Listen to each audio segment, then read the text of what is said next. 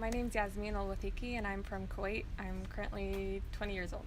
I've only been in the US for 3 years, so 18 years in Kuwait. I just wanted to study abroad, and I found that the US was a close country for me. Yeah, especially when I tried studying abroad here in the 11th grade. I was an exchange student in Minnesota, so I really got an experience of living with an American family, and I really liked how that felt. So I always kept in mind that I wanted to study in the US for college.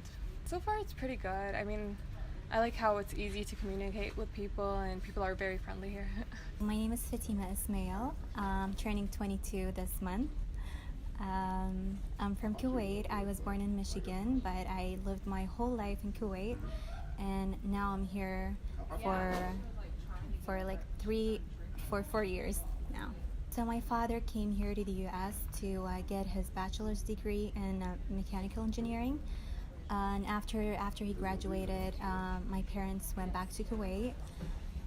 So I didn't have the chance to live in the U.S. I basically lived my whole life in Kuwait with my siblings, and I'm here and I came back to the U.S. to get my college education.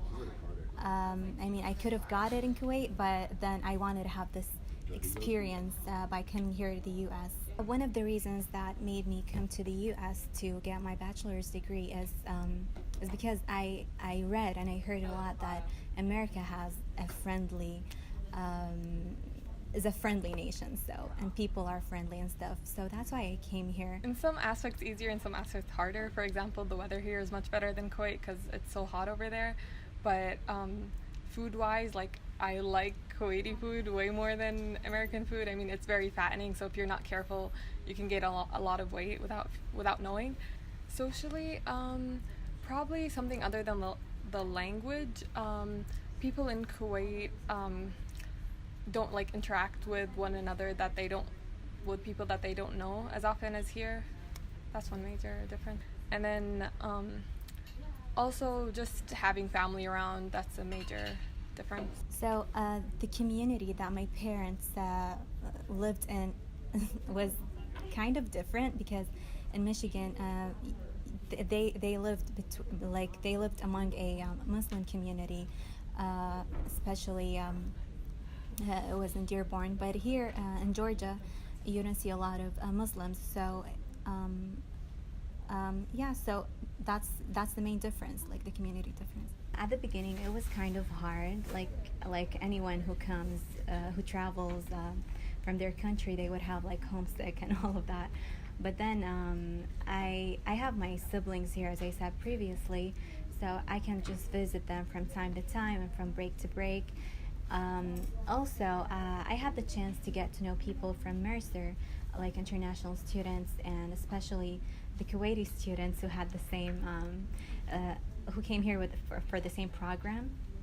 So that made it easier for me. We met at a restaurant. I talked to you by email or something like that. Yeah. And then I talked to the girls and I told them about you. Mm-hmm. And then we met up. We met in a restaurant in Atlanta, and we just kept in touch. Basically, we talked to each other from time to time until she came to Mercer. Yeah, since we both knew at that time that we were both coming to Macon, the Mercer University campus here. Mm-hmm. So we definitely stayed in touch. All right, so first of all, I wear the hijab for religious purposes. I think it's for modesty, and I wear it to embrace my lifestyle. There's a variety of reasons, but one of them, first of all, it's a personal choice. Another reason is fulfilling God's commandment for modesty. Another thing is I like how comfortable and safe it makes me feel, and I like presenting myself in a modest way in front of people. And everyone views modesty differently, so this is my perspective on it. And also some people, some Muslim people, don't wear it because of their religious identity. They can wear it for a cultural, expressing themselves culturally. For example, by wearing it, they can tie themselves to their country of origin. The first initial thing is when you see someone else wearing a hijab, you instantly feel a connection with them because you just had like similar experiences because of wearing it. You know what I mean? You can always find something in common with them, and also there's a high chance that they also speak the same language as you, so that makes it even more easier to communicate, especially if your English is not as like fluent like myself. And yeah, it just, you instantly have a friend that you can connect with. But then, when we talk here about Georgia, it's kind of hard to find someone to that happen to have the same religion and language and stuff. I mean, we pretty much know each other. Yeah. So we had to get to know other people, like to get out and just talk to people from this community and get to know them and interact with them. I agree. Like, we don't always like try to limit ourselves with only hijabi people. Like, I love getting to know new people, like other Americans. Yeah, and getting to know this community. So, yep. I noticed that there's definitely a difference when I go from city to city in the U.S. For example, like when I was in Chicago or New York, I noticed that people don't really give me weird stares. But when I'm in like a place like Georgia, where not a lot of Muslim women or Muslims in general are living here, people tend to like give sort of unfriendly stares, but I just try to ignore that. So I've been to Chicago, I've been to California in general multiple times, because my siblings go to school there, and life is different there. Like, people are really familiar with the Muslim community, and they like, you can see many hijabi girls like walking around and stuff, so I don't feel like I am the only one, or like there are not many hijabi girls around, you know what I mean? So but here in Georgia, as I said previously, that there are not as many hijabi girls, so people are not familiar with it as much. It depends. I mean, I can tell from like the first 5 minutes of talking if they're looking at my hijab or giving me weird stares, but most of the time they're very friendly, and that's not an issue really. One major thing that I noticed about people's misconceptions here is that women that wear hijab, or Muslim women in general, are forced to wear the hijab and they're oppressed or silenced, and that I view it as a Western idea, and it's basically far from the truth.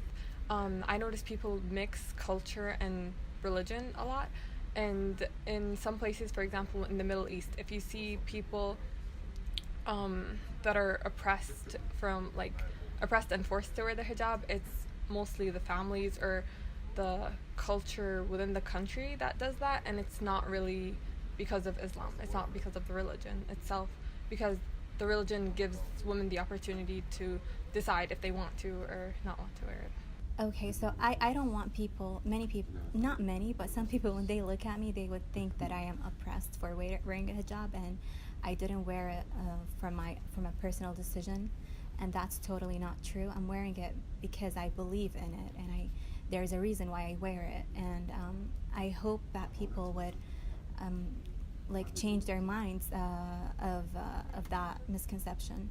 I don't know if it's like directly correlated, but it's a little, like, I've noticed a little bit of difference. Like, there's a lot more tension with women that wear hijab. I mean, it's a lot more of a hot topic now that Trump got elected, I feel like. But I can't really tell. I mean, like, people have always like been kind towards it, but I've noticed some people like pushing away and keeping distances because a lot of people, if they don't understand something, they would fear it, like the fear of the unknown. Yes, so I think that America, like post 9/11 America, has changed a lot in viewing the Muslim community. It has made the American people view the Muslim community differently.